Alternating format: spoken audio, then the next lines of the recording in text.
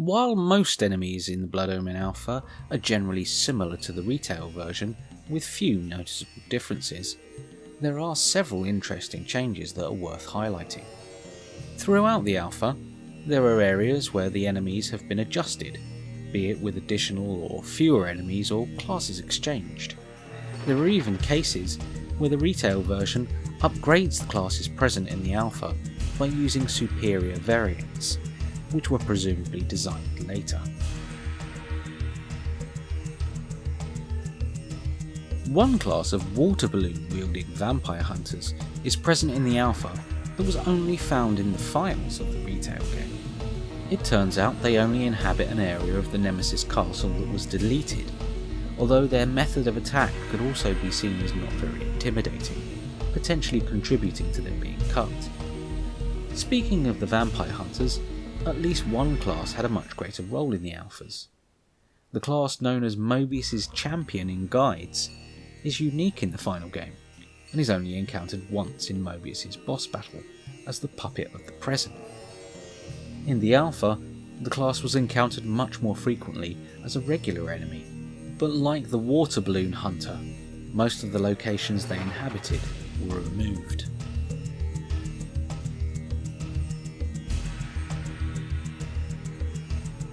The standard bearer classes of the Army of Hope and the Legions of the Nemesis were another cut class that was present in the files of the retail version, but not seen in the game itself. Unfortunately, these aren't seen here either, but that could well be down to the current inaccessibility of the Battle of the Last Stand.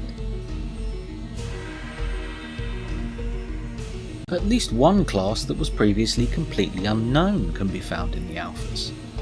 They resemble a large red sphere, shoot projectiles, and appear similar to the will-o-wisps seen in the retail game.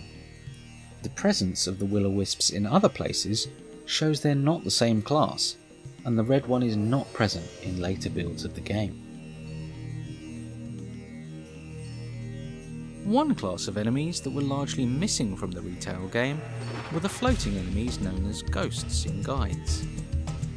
In retail, they were found only in a single indoor map area nearby the Inspire Hate dungeon, existed only in the ghost state with no living counterpart, and had a single seldom used lunging attack that lowered the magic meter rather than the health gauge.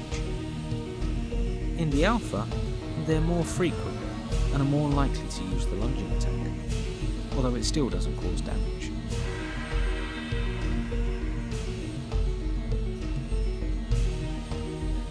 Another case of enemies with a now you see them now you don't quality is the large green slime blobs, which are supposed to spawn the smaller green jellies. They appear to be largely static in the earlier alpha, and it's only in the 15th of July build that they get the full range of movement and spawning behaviour. Builds after this have them quite literally disappear. They're still present according to files, but in both beta and retail versions they cannot be seen or interacted with in any way, and the only indicator of their presence is the random spawning of green jellies. Traps are given similar treatment to enemies. Some are reshuffled, some are planar and are given upgraded forms for the retail version, some have been repositioned, others have slightly different behaviours or effects. Notably, there are several areas where shooters are moved or appear much larger, for example. While magic is treated in much the same way as it is in the final game, albeit with the balance on some spells slightly different, the Blood Omen Alpha has a bit of a party piece in terms of magic. Here, Kain has not one, but 5 levels of magic energy displayed on the status screen.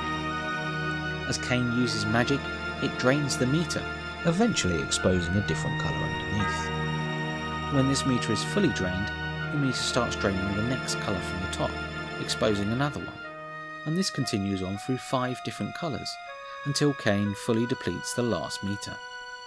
The top level meter is red, and the magic level descends through orange, green, blue, and purple.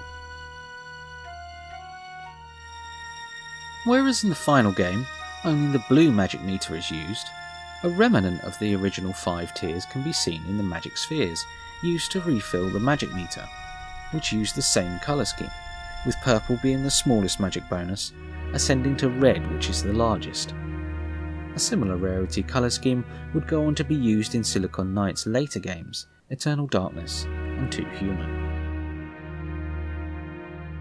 Another item with colour differences are the rune triangles, which increase Kain's magic capacity. These have a red symbol on them in the alpha, which is changed to blue or clear in later versions.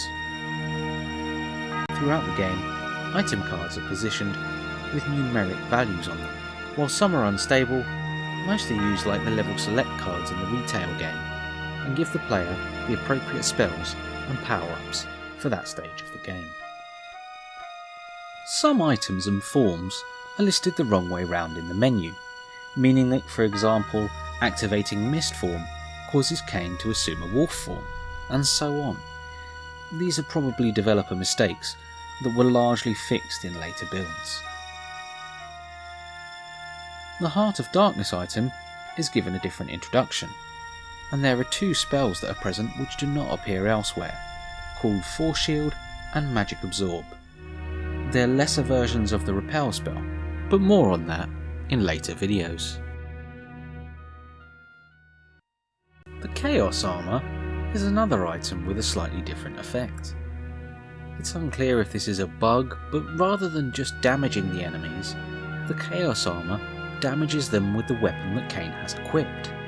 So if Kain is holding the mace, the enemy will be put into a waver state. If he has the Flame Sword equipped, enemies will burst into flame. If he has the Soul Reaver, they'll explode into pieces, and so on.